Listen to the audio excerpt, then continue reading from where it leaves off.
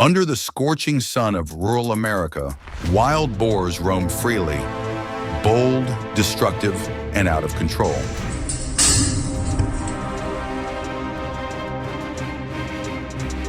They fear neither man nor noise, and no boundary seems to stop their advance.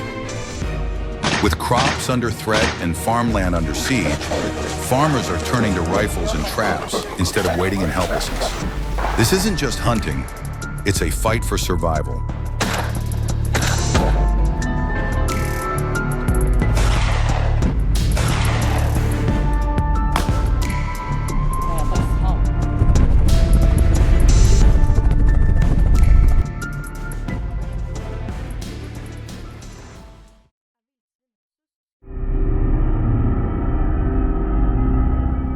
In Texas, Mr. John wasn't a professional hunter.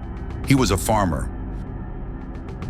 But when wild hogs destroyed 40% of his corn crop in just 1 week, he had no choice but to become the armed guardian of his own field.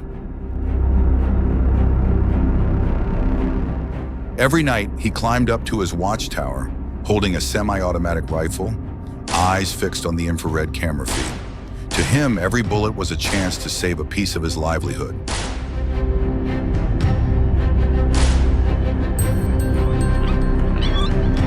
Wild hogs reproduce at an incredibly fast rate, up to 2 litters per year, with each litter having 4 to 12 piglets. They're intelligent, highly mobile at night, and often attack in groups. They know how to avoid traps, stay away from lights, and move through rough terrain like seasoned warriors of the forest. That's why the most effective last resort is organized hunting. Hog hunting today is no longer about flashlights and old rifles. Professional hunting teams now use AR-15 rifles with thermal scopes, high-powered LED lights, remote-controlled drones, and smart trap systems operated through mobile apps.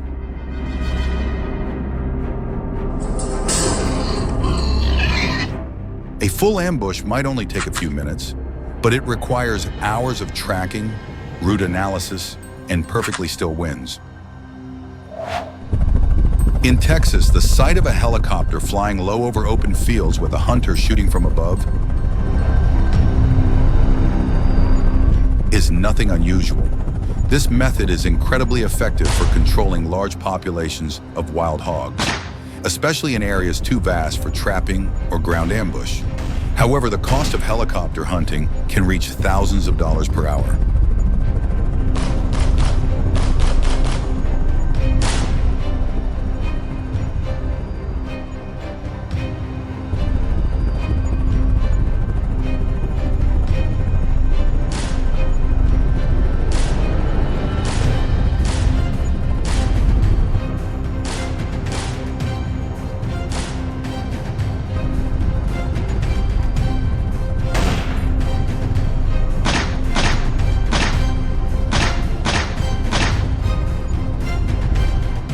For some, wild hog hunting is a thrilling sport, the adrenaline rush of stalking, aiming, and taking down the prey.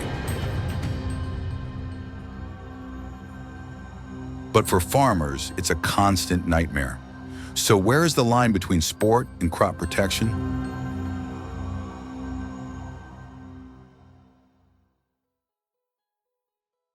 In many U.S. estates, hog hunting is allowed year-round with no bag limits, encouraging the public to help control the population.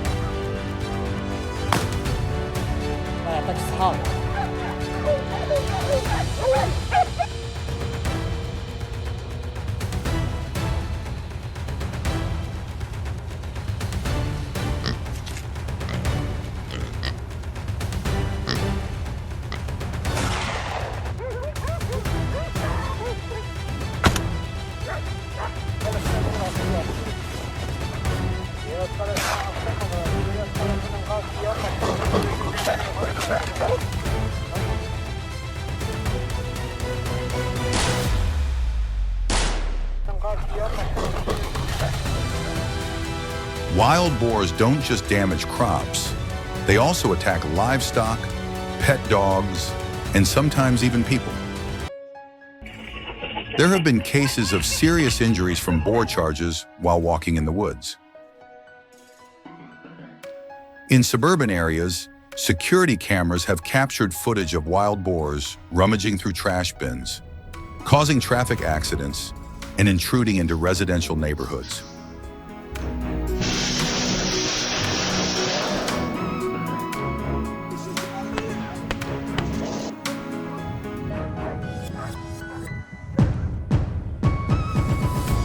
Many small towns in the U.S. have organized hunter task forces, volunteer hunters who operate at night.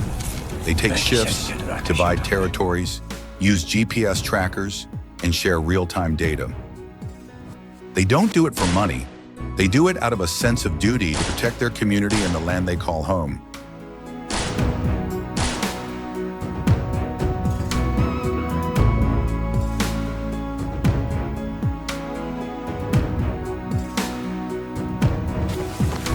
But not everyone agrees with hunting.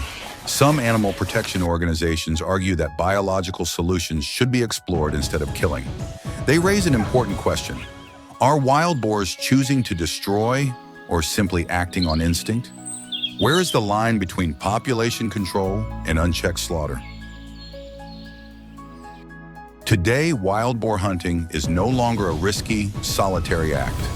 With motion sensors, mobile alerts, heat maps, and artificial intelligence, farmers can now detect and take action before an entire herd has the chance to destroy their fields.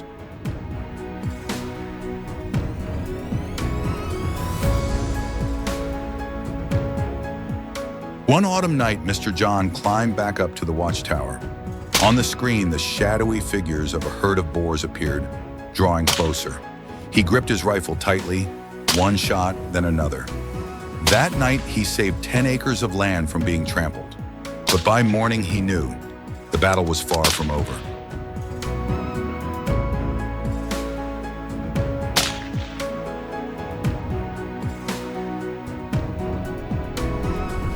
Nature isn't cruel, it's indifferent. Wild boars don't know they're causing destruction, they're simply trying to survive. And if humans want to continue living alongside nature, they must learn to combine technology, courage, and awareness.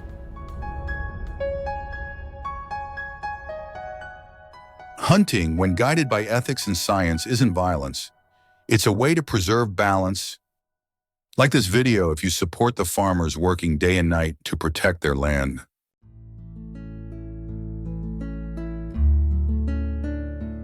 In Australia, it's not just wild boars that cause serious damage. Feral goats have become one of the most dangerous invasive species in the country.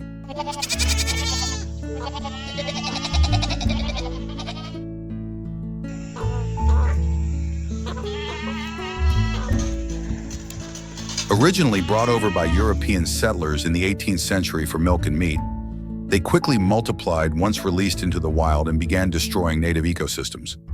Unlike wild boars, feral goats can climb and strip vegetation from both low and high levels. They devastate grasslands, contribute to soil erosion, and compete with native animals like kangaroos and wallabies for food.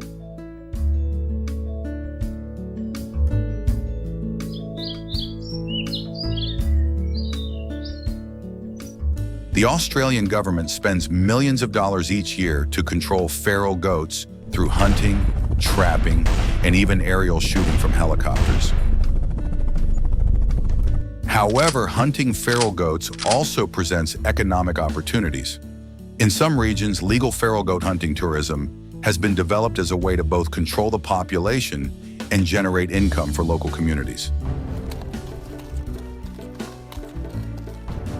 Additionally, feral goat meat is highly valued for its lean, firm texture, making it a sought-after export product in the Middle East and Asia. Goat hides are also used in the fashion and handicraft industries.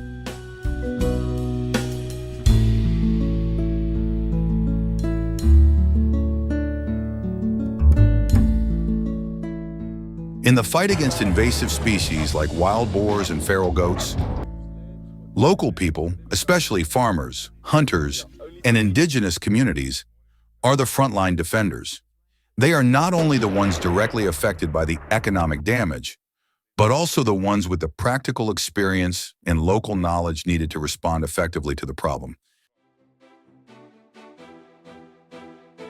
In Australia, indigenous communities play a key role in monitoring and controlling feral goats by combining traditional knowledge with modern technology.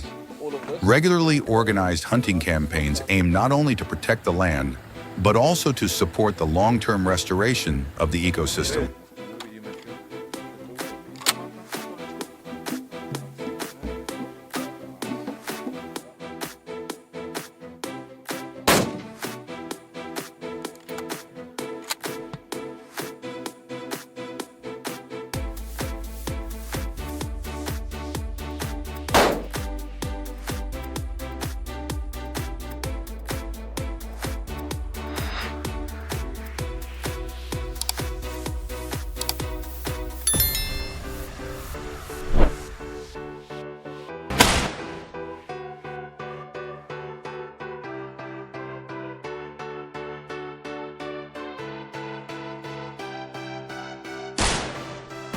But the final question remains, can we truly wipe out invasive species like wild boars or feral goats?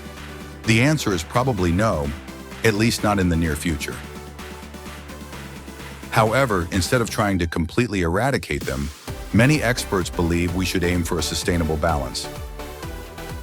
That balance lies in controlling population numbers through humane methods, leveraging economic value from legal hunting, and restoring ecosystems by reforesting, protecting water sources, and creating buffer zones for native wildlife. Because in the end, whether it's wild boars or feral goats, they are ultimately the result of human-driven environmental intrusion and change. The solution isn't just about elimination, but about how we choose to live more harmoniously and responsibly with nature. Nature is always in motion, and humans aren't always in control. Wild boars and feral goats don't recognize the boundaries of farmland, nor do they understand the value of a precious crop. But they exist, they multiply, and at times they become disasters.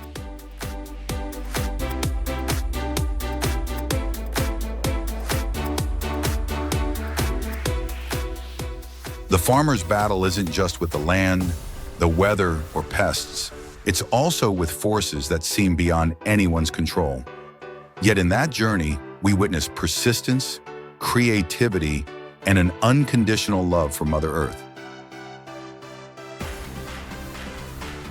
From Texas to the remote corners of Australia, every footprint in the soil marks a struggle, not to conquer nature, but to coexist with it in a more responsible and sustainable way.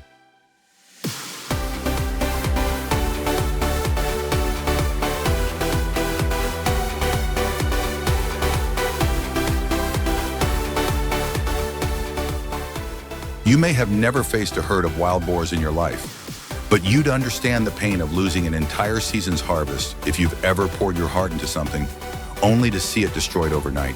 And that's exactly why we share stories like this. From invasive wild boars destroying crops, we face a new threat. Aggressive, invasive baboons, always stalking their prey. Deep in the forests of South Africa, you remain unaware of the dangers silently stalking your every step.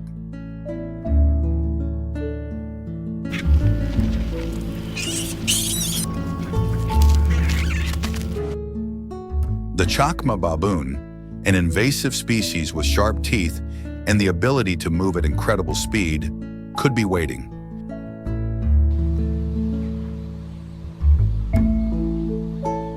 These baboons share 91% of their DNA with humans, making them not only intelligent, but also very dangerous.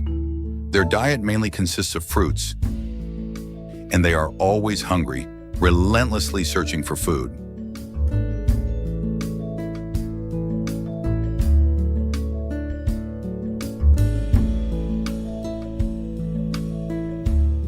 If you have food with you, don't be surprised if they try to snatch it from you. If you react, the situation could quickly escalate into a fight for survival.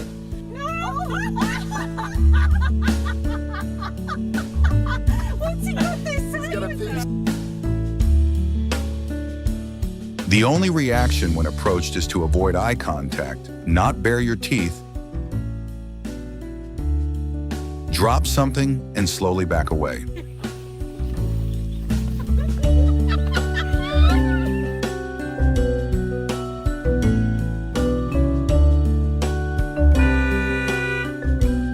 In wildlife reserves, they have begun training farmers and tourists on the baboon survival rule.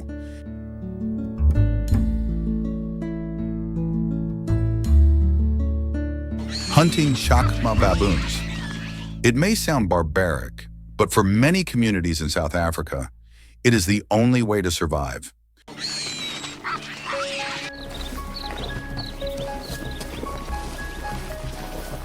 When facing a chacma baboon, experienced hunters are the ones who protect you.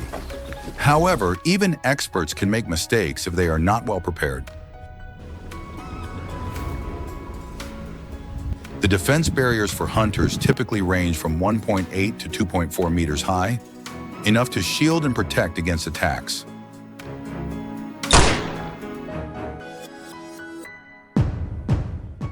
Although they cost between $100 and $300, they become a crucial investment for those involved in hunting in Africa. But the biggest question remains, are humans the cause of this problem? Are we benefiting from invading this wilderness?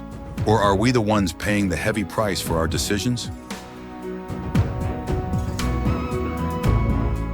Hunting a baboon requires more than courage. It demands a big game hunting permit. Before heading out, hunters double-check their Winchester .308 or H&H Magnum .375 rifles. Powerful enough to take down a baboon with a single precise shot, accuracy is crucial. One mistake could send the hunter to the hospital.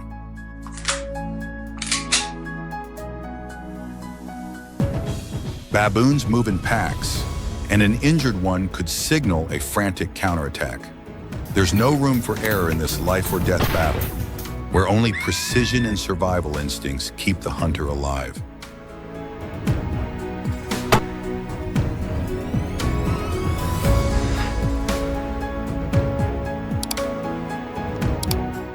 After obtaining the big game hunting permit, the hunter doesn't rush to strike. Instead, they prepare a special bait meticulously crafted from corn, gelatin, and fermented fruit. This mixture not only has a tempting aroma, but is incredibly effective at luring the baboon, a creature highly sensitive to smells.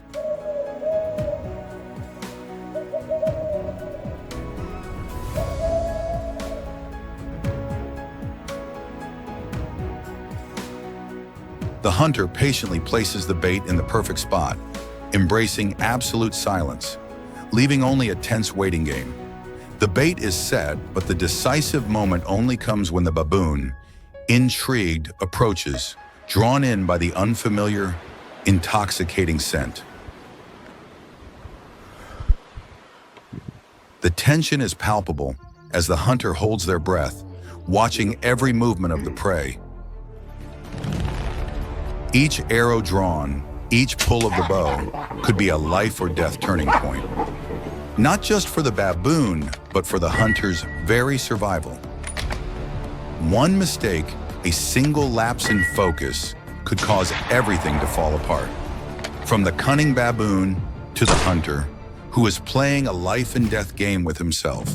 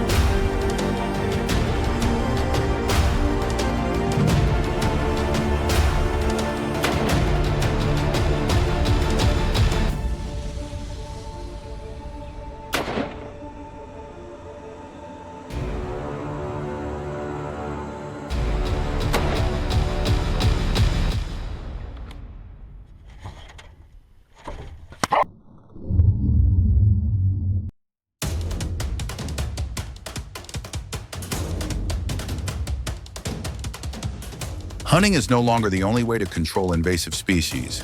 Sterilization has been proposed as an alternative solution, helping to reduce animal populations without having to kill them.